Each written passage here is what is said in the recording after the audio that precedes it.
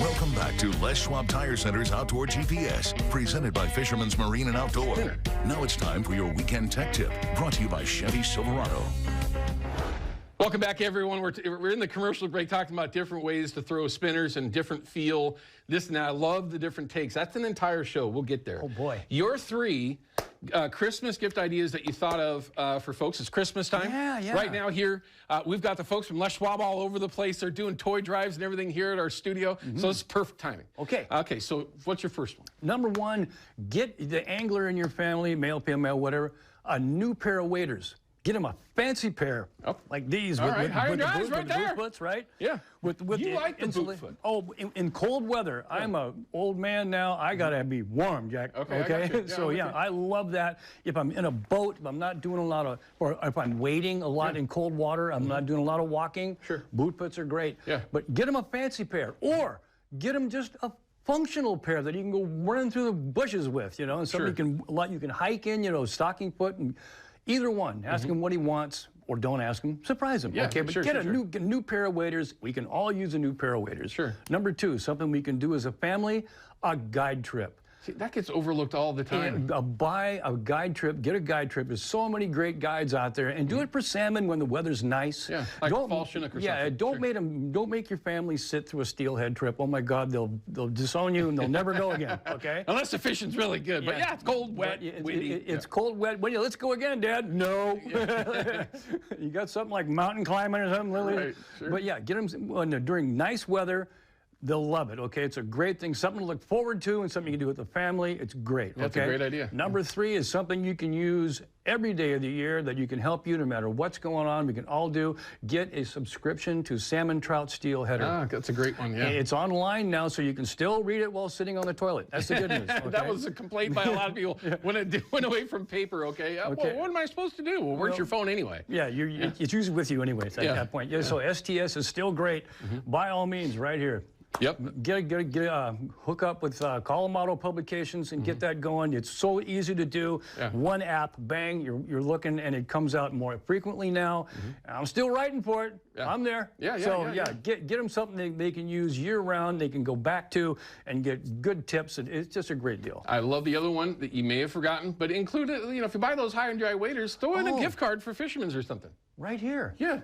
You can do it to each one, too, no matter what. It doesn't matter. Well, with the waders, card, with the trip, card, with STS. How about a card anyway? Yeah, let's just do that. No, three great ideas. The waders for sure. You need terminal tackle. Yes, you do. And when you go over to Fisherman's, they're going to have it for you. If you get there before season's in full swing. Geez, people, they're always out. Well, okay. If you go there in the middle of the season of whatever it is you're chasing, yes, they're going to be out. Do you understand? A lot of this stuff doesn't come from next door. Here's what happens. The guys at Les Schwab will tell you. When there's 2 feet of snow on the ground, guys coming in a panic. I need snow tires, I need chains. Duh. Why weren't you here in August when I had a whole rack of these, right? Don't wait until you get 2 feet of snow to buy tires, okay? Let's talk about, and you know this better than everyone when you're talking about tires. Right. Drift fishing, honestly, it's something that I need to do more, and I plan on doing that more. I'm going to be drift boating a lot more this year, and I plan on spending some time drift fishing old school. But spoons. Yes. If you're out there fishing, you're fishing, you're drift fishing and whatever else, and nothing's really happening, when do you make the decision to go to your spoons? Now, we've talked with you about that many times here on the show, but when would you make that choice? Okay, there's a whole bunch of different ones, but these are the main ones. Different types of water. When you're drift fishing through slots and obvious water, there's always these areas that are big, wide, but they still are deep enough and they have structure, but they're very hard to break down with drift gear, with floats or anything, right? Even plugs. You can go pretty much in a straight line with a spoon. You can sweep an entire area that's not being fished. Right. You're looking for an aggressive fish. Look for these big, wide flats that still have depth and still have structure, okay? Do you want a big fish? You want a big one? Everybody does. Yeah. Okay, how many times have you heard this story? I put XYZ through there, it doesn't matter, bait, it doesn't matter what. And I followed it up, I put a spoon on there, and I hooked a huge buck right behind it. These fish are very territorial. Giant male steelhead, super territorial, and that thing, when it's going like, just upsetting them. Oh, yeah, they're pissing them off. And I'll tell you what, you want a trophy?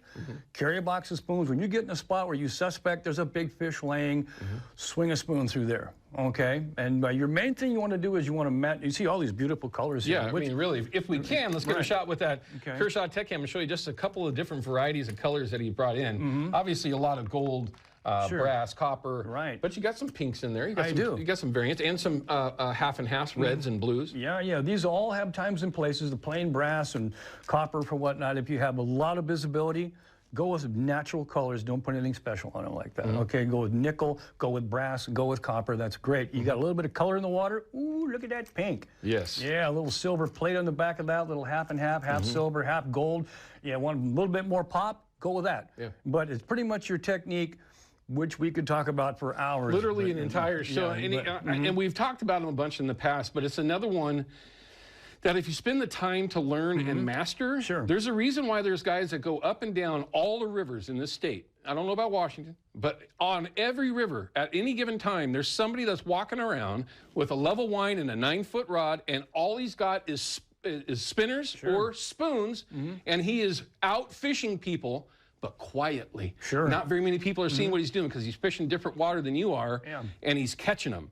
You got to get good with it. It's another technique, a little bit like drift fishing, where it takes some time.